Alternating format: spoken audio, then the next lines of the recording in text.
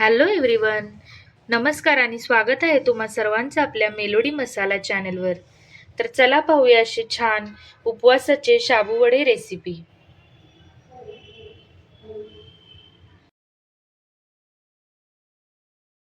तर आता शाबू वड्याची सुरुवात करताना आपल्याला मी आता इथं 2-2.5 वाटी हा रात्रभर भिजवलेला शाबू आहे. हे बघा अशा प्रकारे छान शिजलेला आहे.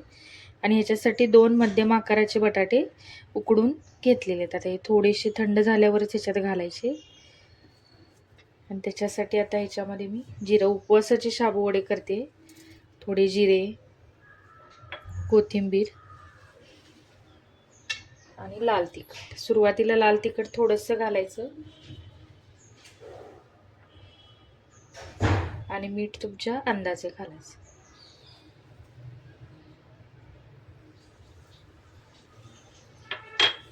आधी एवढं सगळं आपल्याला हे स्मॅश करून घ्यायचं आहे आणि मग लास्टला त्याच्या अंदाजानुसार थोडेसे आता हे एकदम असं बारीक शेंगदाण्याचं कूट नाही केलेलं आहे मी, थोडं ओबडधोबड करायचं आहे. आता इथं बटाटा आपला छान असा गार झाला आहे. हे सगळं आपल्याला एकजीव करून घ्यायचं आहे. सगळीकडे मसाला लागला पाहिजे. आणि शाबू एक 4 ते 5 तास भिजला तरी पण चालतो. अगदी ओव्हरनाईट भिजत घालायची पण गरज नाही.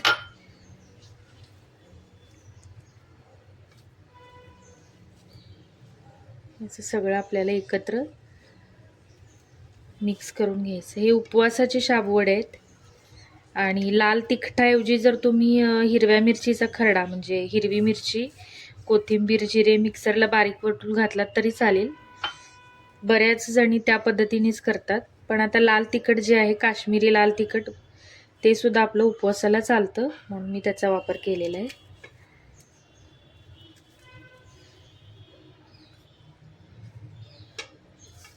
छान असं आपल्याला हे बऱ्यापैकी हे बटाटा मिक्स झालेला आहे.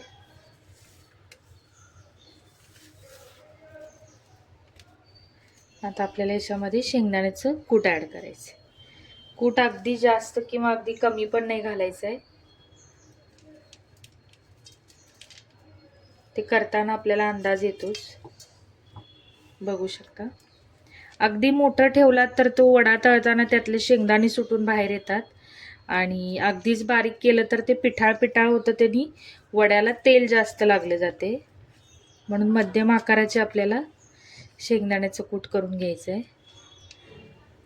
हे सर्व आपल्याला एकजीव करून घ्यायचं आहे. आता ह्याच्यात मी राहिलेली कोथिंबीर आणि थोडंसं मला आणखीन तिखट हवं आहे, त्याच्यामुळे मी अजून थोडंसं लाल तिखट घालते आणि मीठ. हे छान असं आपल्याला एकजीव करून आता आपल्याला ह्याचे छान असे वडे तयार करून घ्यायचे. खूप सिंपल आहे अगदी. म्हणजे जसं शाबू आपला झटपट होतो तसंच हे पण झटपट होतं. फक्त तळताना 1-2 ट्रिक वापरायच्या म्हणजे वडे छान कुरकुरीत होतात.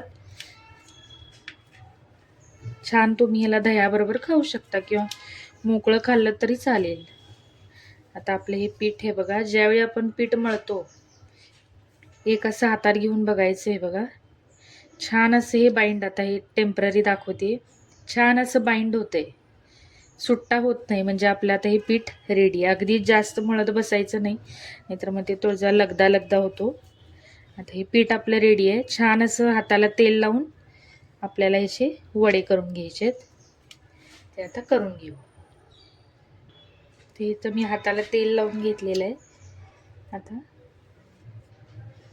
अगदी मोठे नाही करायचे, जेणेकरून ते व्यवस्थित शिजले जाणार नाहीत. असे अगदी छोटे छोटे घ्यायचे. हे बघा, आणि छान असं यायचं आपल्याला या पद्धतीनं आपल्याला असे वडे करून घ्यायचे आहेत.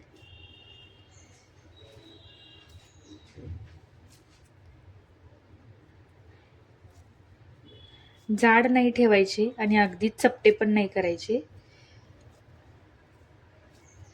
बघू शकता या पद्धतीनं आता मी असे सगळे वडे तयार करून घेते.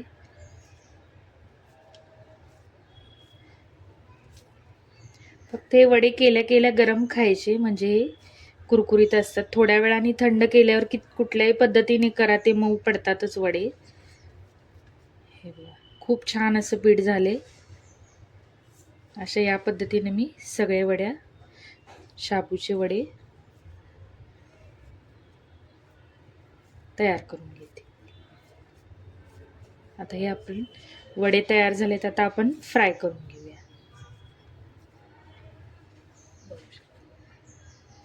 या पद्धतीने तुम्ही पाहिजे तसा आकार छोटा मोठा करू शकता. आता इथं आपलं तेल छान असं गरम झाले. मी मगाशी या तेलात 2 वडे तळले, त्याच्यामुळे तेल असं दिसतंय. आता छान असं तेल गरम झाल्यावर आपल्याला वडे सोडायचे. अगदीच तेल गरम झालं तर ते वडा म्हणजे शाबू त्यातले फुटायचे चान्सेस आहेत.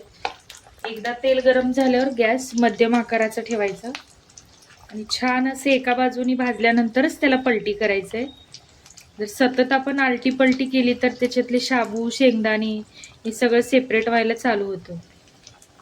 बघू शकता तर छान असे ते आपोआप वर यायला लागले. आता इथं बघू शकता बऱ्यापैकी याचा वरचा फेस कमी झालाय आणि आपोआप वडे ढिल्ले होतात.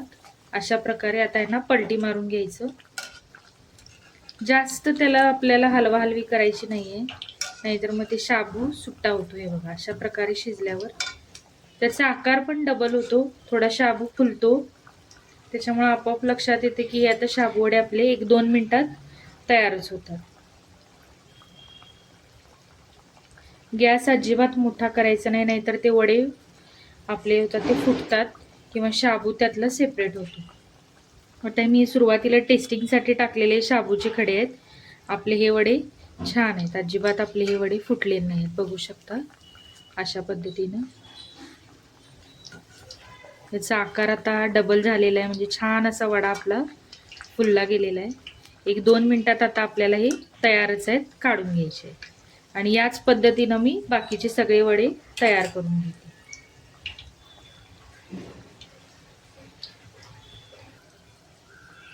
बघू शकता आपले छान असे वडे तयार झालेले. आकाराने डबल आणि एकदम क्रिस्पी, आणि एकही वडा यातला फुटला नाही किंवा हे, आणि याच्यात तेल सुद्धा राहत नाही. असे छान असे आपले वडे तयार आहेत, बघू शकता. आता याच पद्धतीनं मी बाकीचे वडे फ्राय करून घेते.